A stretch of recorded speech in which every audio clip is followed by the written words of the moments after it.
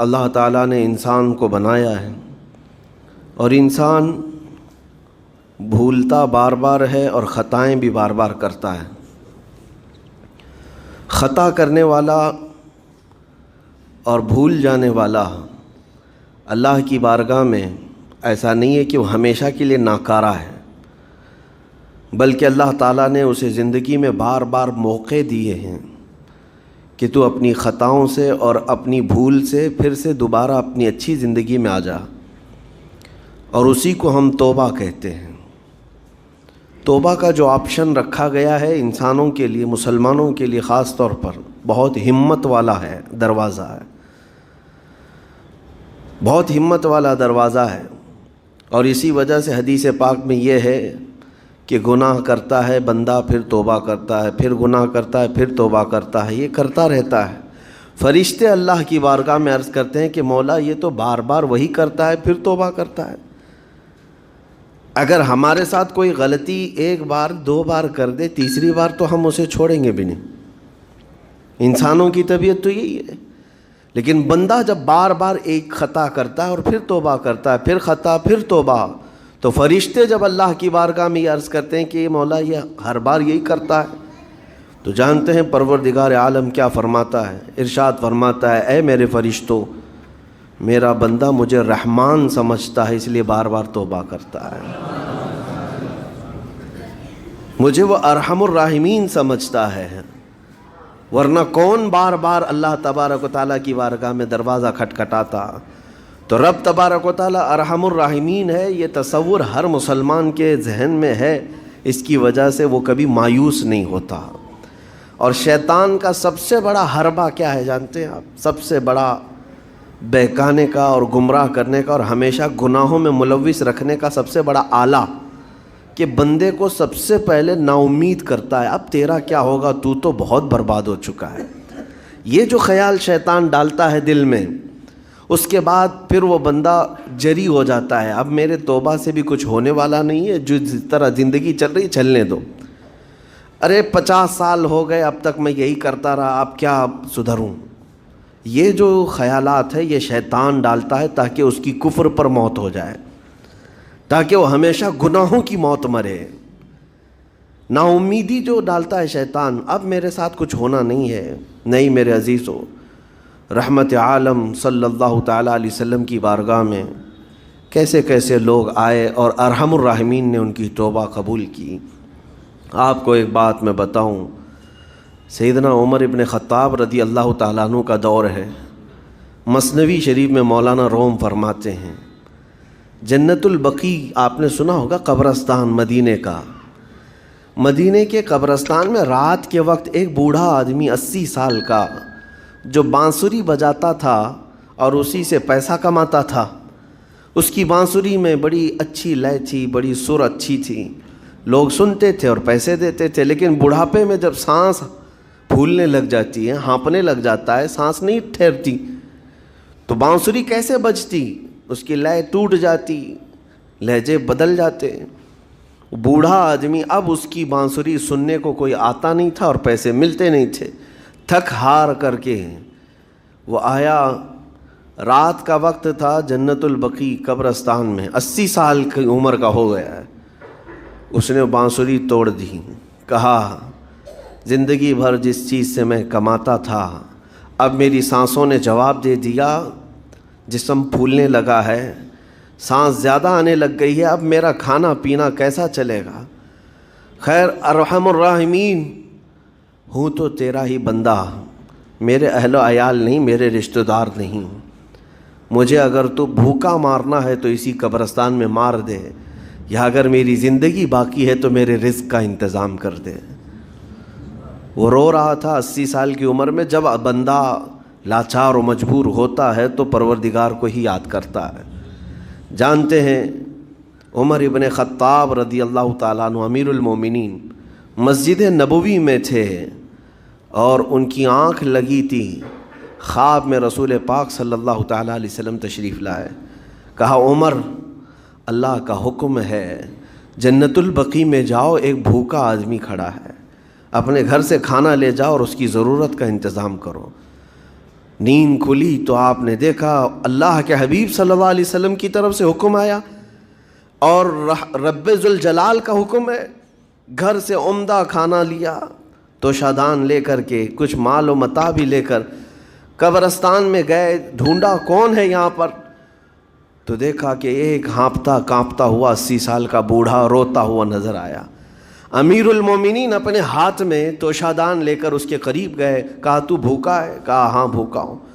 بیٹھ چل میں تجھے کھلاتا ہوں. دسترخوان بچھا کر اسے اپنے ہاتھوں سے کھلایا اور اسے اپنی ضرورت کے مطابق جو ضروریات تھیں اس کی ضرورت کے مطابق وہ ساری چیزیں دی.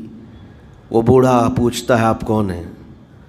حضرت عمر فاروق نے کہا میں عمر ابن خطاب ہوں. وہ ڈر گیا. حضرت عمر سے کون نہیں ڈرتا تھا کہ کہیں یہ کھلا پلا کر کے مجھے کوڑے نہ ماریں کہ زندگی بھر بانسری بجانے والا آج پکڑا گیا ہے, ہاں آج مجھے یہ سزا نہ دے دے. وہ کانپنے لگا. کہا کہ آپ یہاں کیسے؟ حضرت امیر المومنین کہتے ہیں میں خود نہیں آیا, مجھے اللہ کے رسول نے بھیجا اور رب تبارک و تعالیٰ کا حکم آیا تھا کہ تو بھوکا ہے اور تو نے رزق مانگا ہے اور مجھے تیرے رزق دے کر کے بھیجا گیا ہے. وہ چیخ مار کر کے گر پڑا زمین پر اور رونے لگا اپنے ہاتھ پھیلا کر. کہا سچ فرمایا مولا تو ارحم الراحمین ہے. 80 سال تجھ سے دور بھاگتا رہا, ایک بار کیا تجھے میں نے پکارا, تو نے وقت کے امیر المومنین کو کھانا دے کر بھیج دیا. اللہ رب العزت کی بارگاہ میں نا امیدی اور مایوسی جو شیطان لاتا ہے اس سے بندے بھٹک جاتے ہیں, بہک جاتے ہیں, انہیں توبہ کی توفیق بھی نہیں ملتی.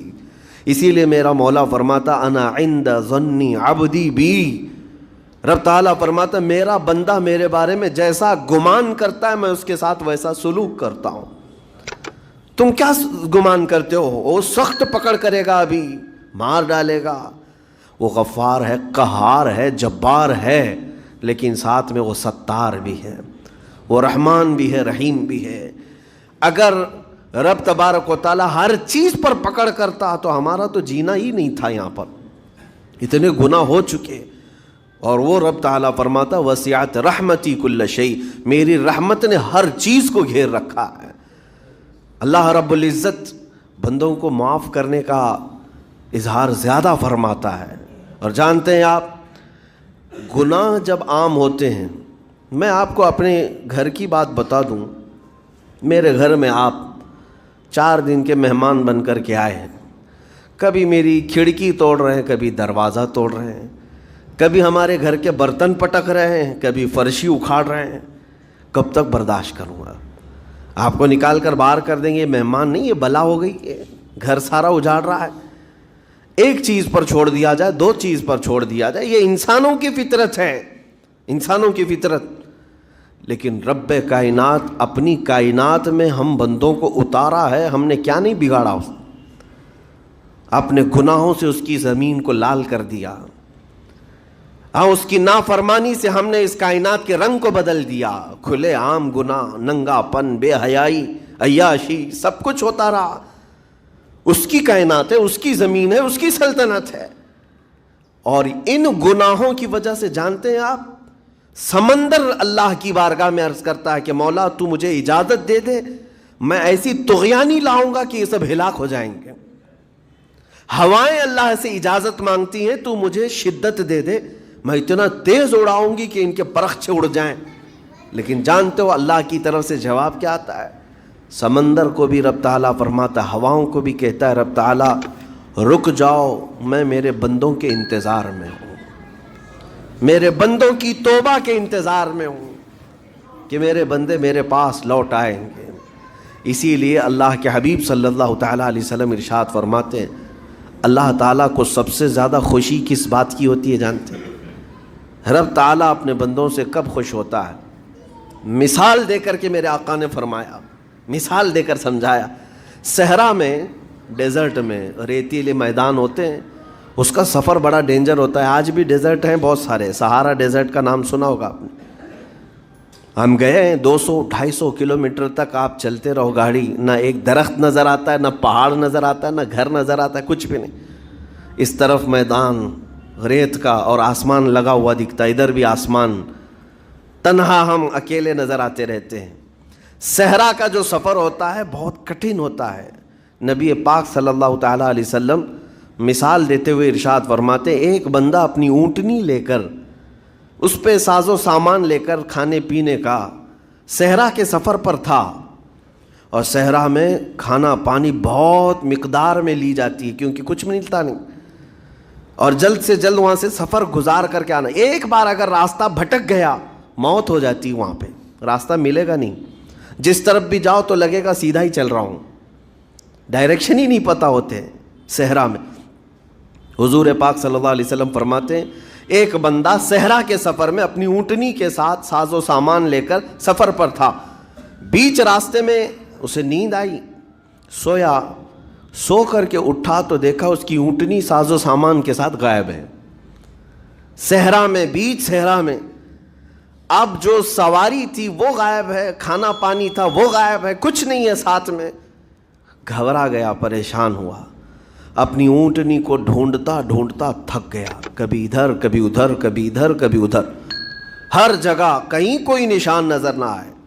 اور جب سواری نہیں ہے تو اب کئی 100 کلومیٹر کا بغیر کھانے پینے کے کیسے سفر کرتا. تھک ہار کر کے دوسرا دن ہو کہ تیسرا دن ہو, ایک جگہ وہ بندہ سو گیا. پھر سے سو گیا, اب راستہ بھی نہیں ملتا. سویا تو نیند سے اٹھا جب تو دیکھا اس کی اونٹنی بھی موجود ہے, اس کا ساز و سامان بھی ہے. یہ مثال ہے, یہ مثال ہے. میرے آقا صلی اللہ علیہ وسلم صحابہ سے اب پوچھتے ہیں اے میرے صحابہ بتاؤ اس بندے کو جو صحرا میں گمشدہ اونٹنی جس کی مل جائے اسے خوشی کتنی ہوگی. صحابہ کہتے ہیں یا رسول اللہ اس کی تو جان میں جان آ گئی ہوگی, کیونکہ وہ جانتے تھے صحرا کا سفر کیا ہوتا ہے. کہا سب سے زیادہ اسے خوشی ہوگی کہ اس کا کھویا ہوا سامان مل گیا, کھوئی ہوئی سواری مل گئی. میرے آقا صلی اللہ علیہ وسلم فرماتے ہیں گم شدہ اونٹنی کے ملنے پر جیسے اس مسافر کو خوشی ہوئی, اس سے کئی زیادہ بڑھ کر کے رب تعالیٰ کو اس وقت خوشی ہوتی ہے جب ایک گنہگار بندہ واپس توبہ کر کے اس کی بارگاہ میں آتا ہے. رب تعالیٰ کی بارگاہ میں جب